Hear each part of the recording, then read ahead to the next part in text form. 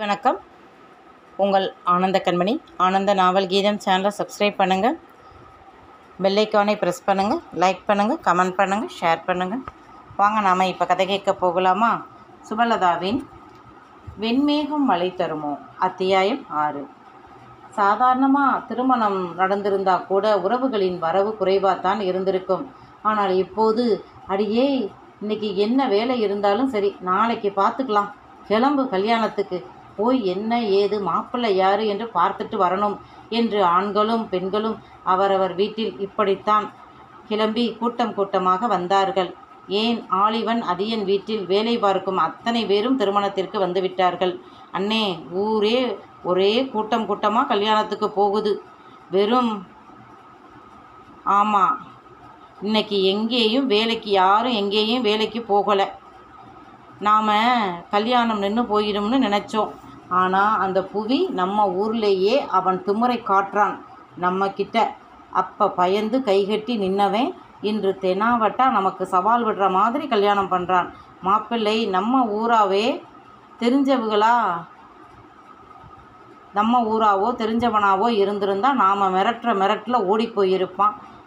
இந்த புவி தான் மாப்பிள்ளை யாருன்னே சொல்லலையே, விவரமாக இருக்கானே இப்பெல்லாம். அப்போவே அவன் விவரந்தாண்டா. ஆமாம், அப்போ நம்ம கிட்ட பணமும் சகுந்தலா என்கிற பொம்மையும் இருந்தது. இஷ்டப்படி அவனை ஆட்டி வைத்தோம். இப்போ அது ரெண்டுமே அவன் கைக்கு போயிடுச்சு. இப்போ அவன் ஃபிலிம் காட்டுறான். காட்டட்டும் பொறு என்று அவர்கள் தங்களுக்குள் பேசி புலம்பிக் கொண்டு இருந்தார்கள்.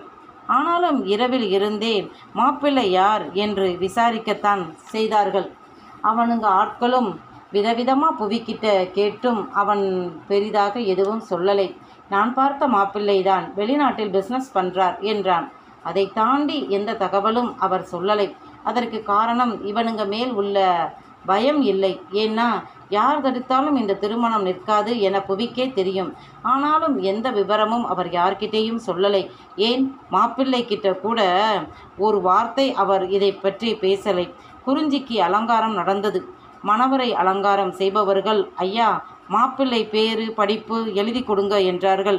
புவியும் எழுதி கொடுக்க, என்னையா இங்கிலீஷில் இருக்கிற அத்தனை எழுத்தையும் படிப்புன்னு எழுதியிருக்கீங்க என அவர்கள் கேட்க, சிரித்த புவி, மாப்பிள்ளை வெளிநாட்டில் பிறந்து வளர்ந்து படித்தவர் என்றார்.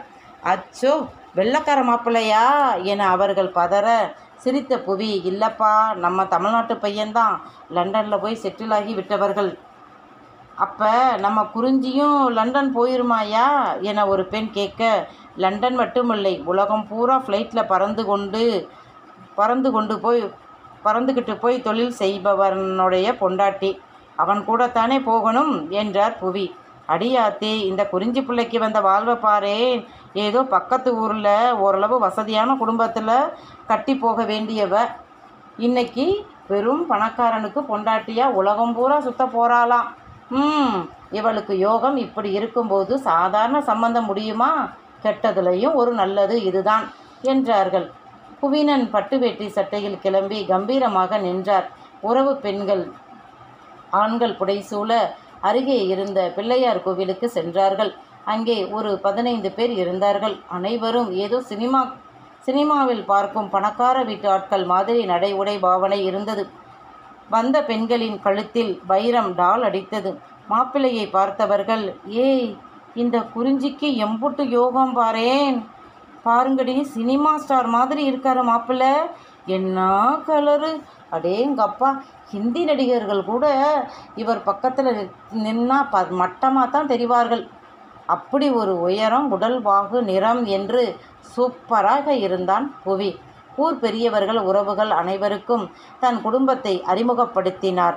ஐயா, இவதான் என் மனைவி ஆதிரை, இது என் மகன் நிமிரன், இது என் 2வது மகள் நிமிரா, இவன் என் மச்சினன், பெயர் ஆரன், இவன்தான் இப்போ கல்யாண மாப்பிள்ளை என்றார் புவி. அப்படி போடு, சொந்த மச்சினனுக்கே பொண்ணை கொடுத்து சம்மந்தி ஆகிற பலே கில்லாடியாதான் புவி நீ. இப்போ 2 குடும்பமும் ஒன்றா போயிடுச்சு, ரொம்ப நல்லது. உன் மாமனார் மாமியார் என்று பெரியவர்கள் இழுக்க, என் மாமியார் இவன் பிறந்த 6 மாதத்தில் இறந்து விட்டார். மாமனார் லண்டனில் இருக்கார், உங்களுக்கே தெரியும். இது திடீர் கல்யாணம், அதனால் அவர் வர முடியலை என்றார்.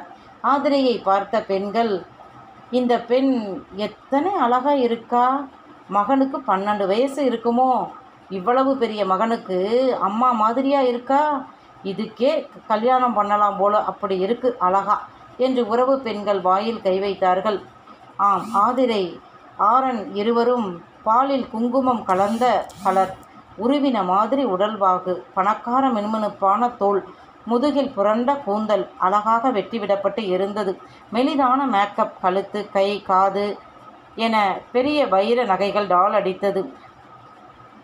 அதை தவிர அதிகமாக ஆதிரையிடம் இருந்த அந்த கம்பீரம், மற்றவர்கள் அவள் முன் பேச தயங்கும் அந்த கம்பீரம், ஆளுமை அக்கா தம்பி இருவரிடமும் உண்டு. பிள்ளைகளும் அழகு புதையலாகத்தான் இருந்தார்கள். பையன் அப்படியே புவி மாதிரி, பெண் அம்மா மாதிரி. இந்த அழகு புறா கூண்டில் குறிஞ்சி மைனா மாதிரி தான் இருப்பாள் என்றும் பேசிக்கொண்டார்கள். மாப்பிள்ளை யார், என்ன ஏது என்று இருந்த தயக்கம் இப்போது உறவுகளுக்கு இல்லை. ஒன்றுக்குள்ள ஒன்று செய்து கொள்ளும் போது பிரச்சனை ஏது என்று விட்டார்கள். பெரியவர்கள் முறைப்படி ஆரனை அமர வைத்து அவனுக்கு முறைப்படி மரியாதை செய்துவிட்டு, புவி, உன் மகனை கூப்பிட்டு சபையை கும்பிடச் சொல்லு என்றார்கள். புவியும் நிமிரா என்று அழைக்க அவன் அப்பாவின் அருகே வந்தான். நிமிரா, சாமி கும்பிடுவது போல கீழே விழுந்து நீளமாக படுத்து கும்பிடு என்றார். பையன் கீழே பார்க்க ஜமுக்காலம் விரித்திருக்கு, சும்மா விழுந்து கும்பிடு என்றார். அவனும் கும்பிட்டு எழுந்திருச்சான். நான் சொல்வதை பார்த்து அப்படியே அவர்களிடம் சொல் என்றார்.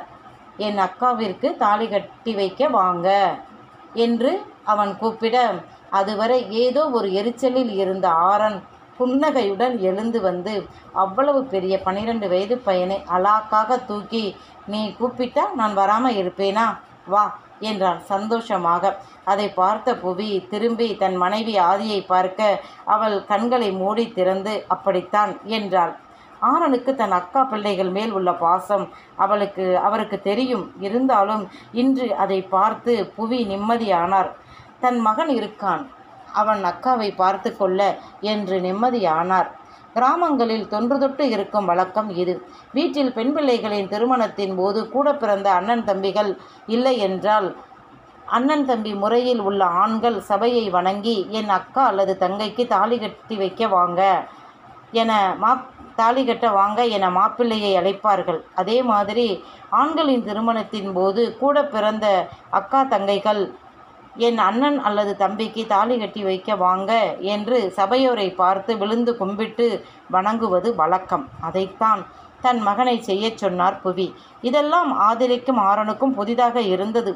மாப்பிள்ளை மண்டபத்திற்கு வந்ததும் மேடையில் அமர வைத்து நிமிரன் கையில் ஒரு வெள்ளித்தட்டில் பட்டு வேட்டி சட்டை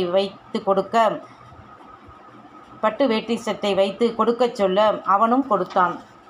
12 வயது பையன் நிமிரனுக்கு அதெல்லாம் புதிதாக இருந்தது மட்டுமில்லை, நன்றாகவும் இருந்தது. தன் மாமாவிற்கு இப்படி செய்வது அவனுக்கு பிடித்திருந்தது. அதனால் முகம் கொள்ளா புன்னகையுடன் பூரிப்பாக செய்தான். அவன் மகிழ்ச்சியை பார்த்த ஆரனும் சந்தோஷமாக அவன் செய்வதை புன்னகையுடன் வாங்கி கொண்டான். பிறகு மாமாவை கைப்பிடித்து அந்த அறைக்கு கூட்டிப்போ நிமிரா என்றார் புவி. அவனும் கூட்டிச் செல்ல அவர்கள் பின்னே சென்ற ஆதிரை, ஆரா, சீக்கிரம் ட்ரெஸ் மாற்றிவிட்டு நிமிரன் கையை பிடிச்சுக்கிட்டு வா என்றார். அதே மாதிரி நிமிரா மாமனின் கைப்பிடித்து அழைத்து வர ஆதிரையும் புவினாவும் கண்கள் மெளிர பார்த்தார்கள். இதைத்தான் புவினன் ஆசைப்பட்டார். ஆரனுக்கு திருமணமாகி வேறு பெண் குடும்பத்திற்குள் வந்தால் என்னதான் நல்ல பெண்ணாய் இருந்தாலும் ஒரு விலகல் வரத்தான் செய்யும். அதே மாதிரி குறிஞ்சி திருமணமாகி வேறு வீட்டுக்கு போய்விட்டால் இந்த மாதிரி மாதம் ஒரு முறை பார்ப்பது கூட நின்றுவிடும்.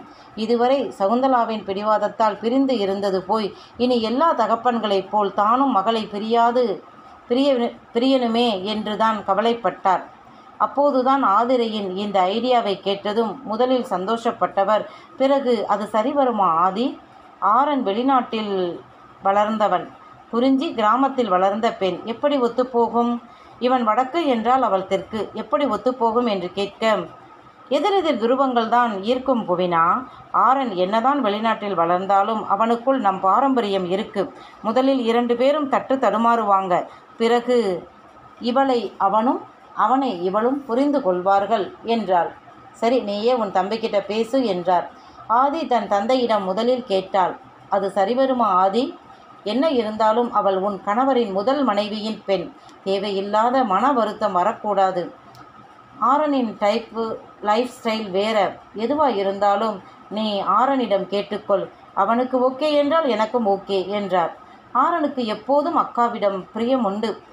6 மாத குழந்தையா இருந்தபோது தாய் இறந்துவிட அவன் வேலையாட்களிடம்தான் வளர்ந்தான். ஆனால் அவனை பள்ளிக்கு சென்றபோது தவிர மற்ற நேரங்களில் ஆதிரைதான் பார்த்து கொண்டாள். அவர்கள்